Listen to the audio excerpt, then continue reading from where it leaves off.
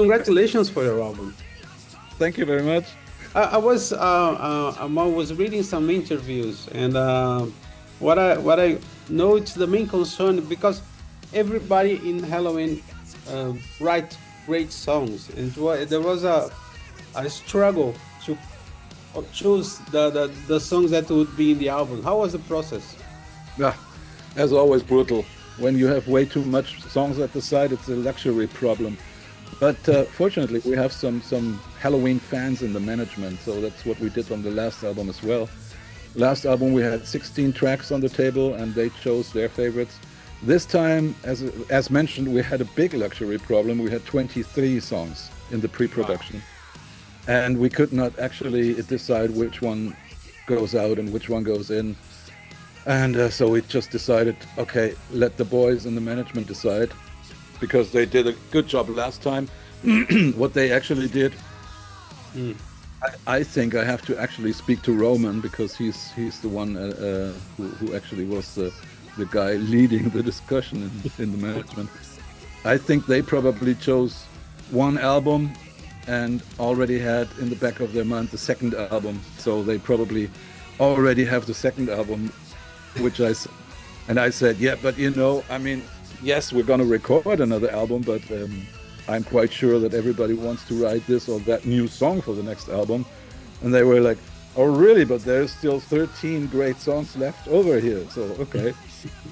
Yeah, as I said, it's a luxury problem. But I'm happy they chose the songs they chose. There was some kind of fight or fights? No, we are over that.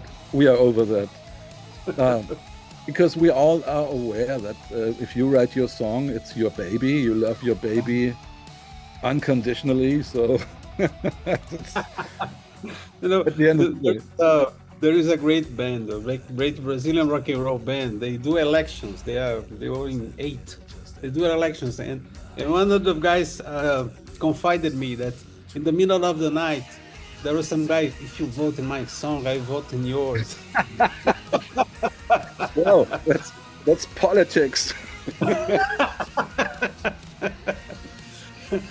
But do you know what I think is interesting? Because even if you had, having 23 songs and put just 11, it's a very, you could manage to tell a tale. When I listen to the album, it for Giants and Monsters, for me it's that you are telling a tale, a history. All of the tracks are connected. They're pretty much connected. It's but not as much as that you would describe it as a conceptual album or something like that. No. That not. But yeah, from the ballpark of Giants and Monsters, from the whole story around it and behind it, which is that actually it's based on the Bible. There have been giants wandering on Earth, and there were lots of discussions during the last world tour, and I do remember the discussions that some boys of ours saying it was extraterrestrials. Some people saying no, it's being us, but we've been downgraded by God, punishment or whatever. So there are lots of different points of views to look at it. Nevertheless, I thought it very interesting from a philosophical point of view that we still feel being giants inside. Everybody wants to be so much more, and if only let. So the problem, I think, is that we have many things in our systems that avoid us becoming giants. So that might be because of the educational system, politics, whatever. That's another discussion, but I feel that everybody thinks and knows he could be so much more. So we are all giants inside. The problem is we have our own monsters in our heads that we fight against constantly. And we've got the real monsters out there you couldn't call by name. I mean, real, like people that don't like you, people who want to avoid that you're succeeding, or they are envying you, or for whatever reason. So yeah, that's my point of view for Giants and Monsters. And as you see, it's a big ballpark for themes. and I would reckon that 80% of the lyrics fit very nicely into that ballpark. It's the second time that you work with Dennis Ward producing Helloween, but you worked before with him in Pink Ring 1969. Yeah. How was it? Well, during the he was already the one responsible for the technical shit. I was always fascinated and thought, okay, sooner or later I want to learn that as well, which I did then. But Dennis worked as a professional then. When Pink Cream split up, more or less, then he was getting more and more into the direction of producing, engineering, songwriting, so coaching and everything. I mean, he is a great guy for that, because he's always calm. He never explodes or flips or whatever. He's like, whoa, constantly cool. So perfect for that kind of job. When it came to the question, when Charlie, our producer since the year of 2000, he said he would love to have a little bit more help because there's lots of things left and right. Then we actually came up with the name Dennis Ward. I mean, he's constantly working as a high professional, even with the Grammy Awards and stuff like that. So we just tried to actually include him, and that was a complete success. So we want to keep that up. And Dennis as Helloween, it's almost a Brazilian guy. You've been here so much, and he produced so many bands that you can already be considered Brazilians. Yeah, more or less. If I would not be such a lazy ass, I could actually take my Spanish and port it into Brazilian, because it's not so far away. But during this album, were you listening to Queen and Scorpions? Yeah, I mean, Queen, everybody loves in the band. If possible, you always want to show a little bit of Queen. Sometimes it's possible. This time it was possible. Sometimes it's just not fitting. Just don't do it. But Scorpions was one of my favorite bands back in the days when I had to explain my mother that I would love to make music, and she was telling me that it's not possible. This is something for Americans and Brits, but from out of Germany there was never something international, which in itself was stupid, because there were lots of bands out there, but not rock bands. Mm-hmm. But probably she meant that playing rock music out of Germany, that's a dream only. But I had one band to prove her wrong, and that was the Scorpions. Because there are two songs that I want to discuss with you. A Little Is, A Little Too Much. It's such a great Scorpion song. Yeah, okay. I don't know. For me, it's a typical classical Andy song. But yeah, I mean, can't hide my roots sometimes, I think. So yeah, that might quite be, because I still love the Scorpions, and I still have the old vinyls, and from time to time I listen to the old blockbuster Scorpions album, Animal Magnetism or Love Drive, and all that, Killer, Virgin Killer, and you name them. So they're still there. And because I listen to them sometimes, might quite be that I'm sometimes into that Scorpions riffing. And the other song, it's Under the Moonlight. There is some chorus that reminds us those epical things of Queen. That's a Waikiki song.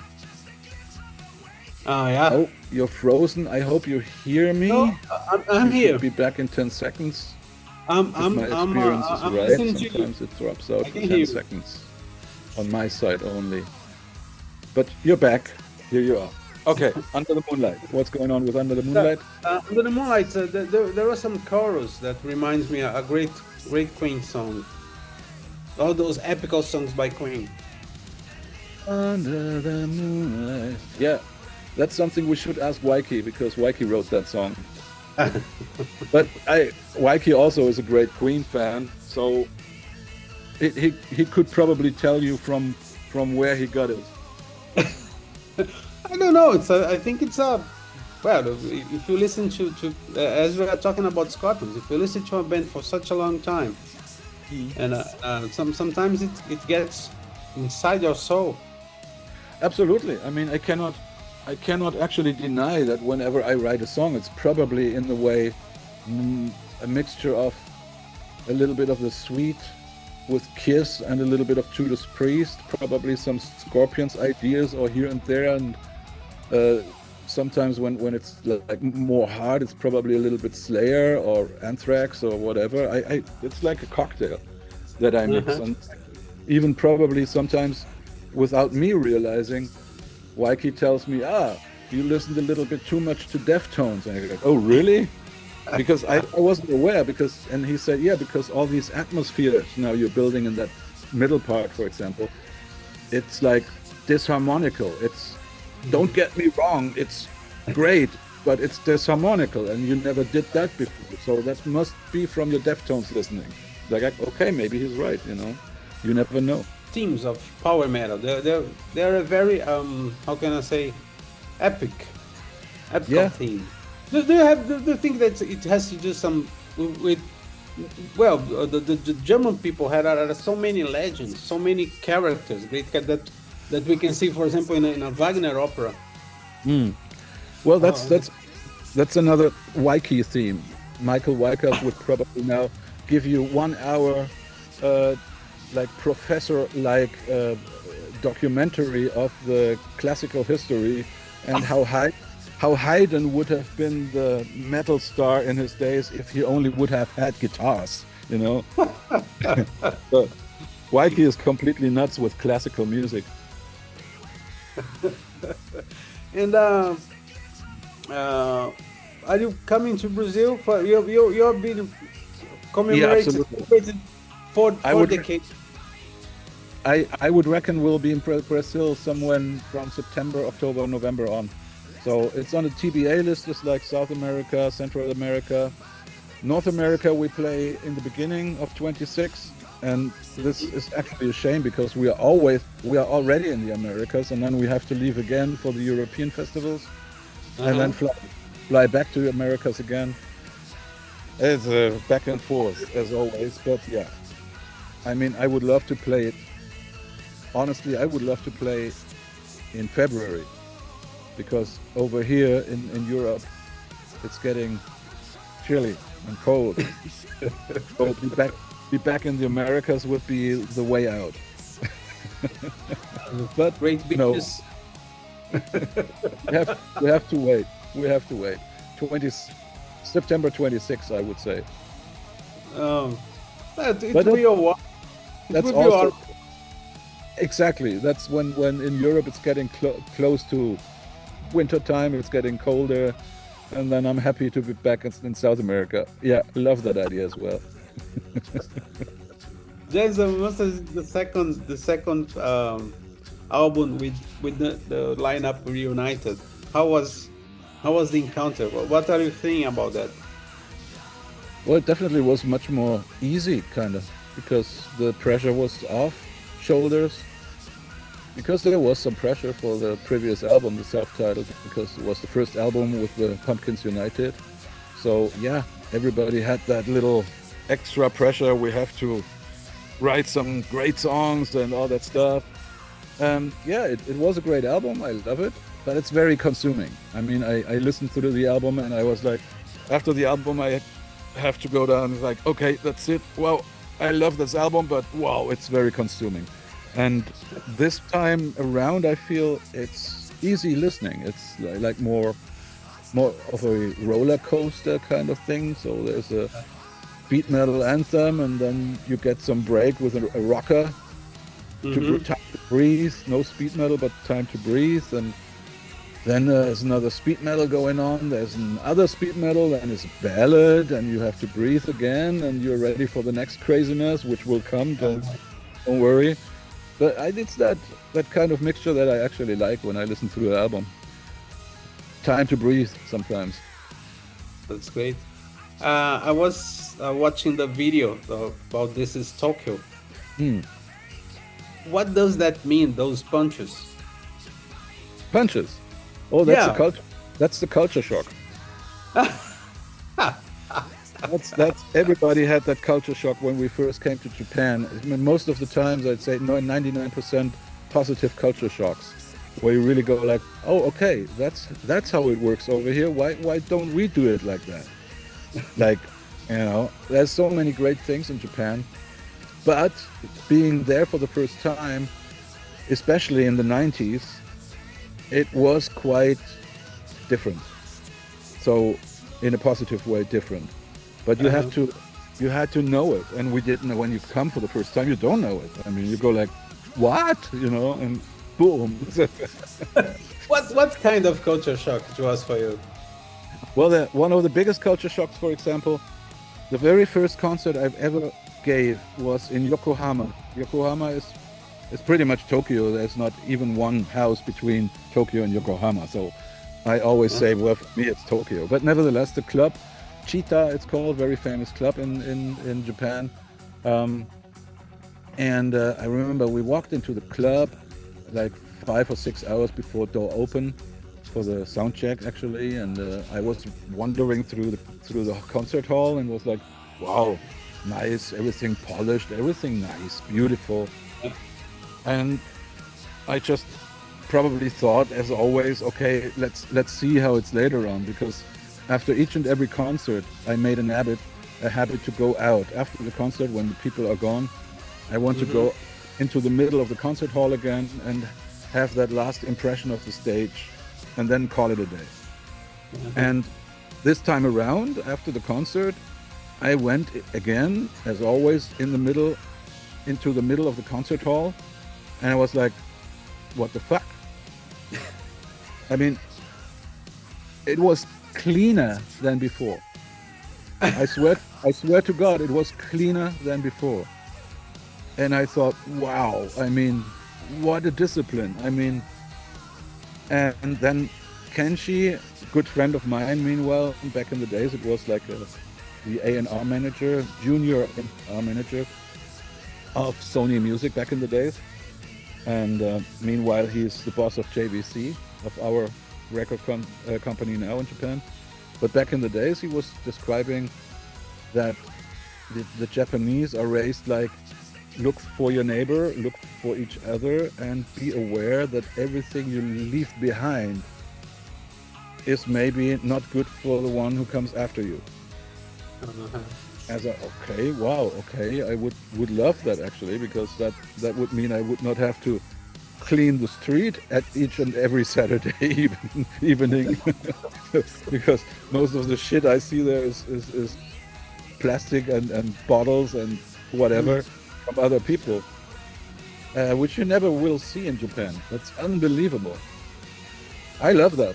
And even more now, since I lived since 28 years, I'm living on an island here of Tenerife, Canary Islands, and I'm much more aware of nature now, because every second day I go down to the beach, and I hate it when I see plastic and bottles and shit on the beach. So, and without actually realizing, when I came back from Japan for the first time, without realizing, I picked up stuff that was like, and put it into the garbage can. And when I did that, I thought, what the fuck am I doing? And honestly, I thought, but it doesn't feel wrong. It does feel good, actually. So I kept that habit. Whenever I'm at the beach or somewhere I have the time to actually look for it, then I pick up garbage and put it away. So some people call me crazy, but I say no. I'm actually much more aware now and that's something I learned from Japan. Last question, Mr. Darius. What was your culture shock when you came here in Brazil?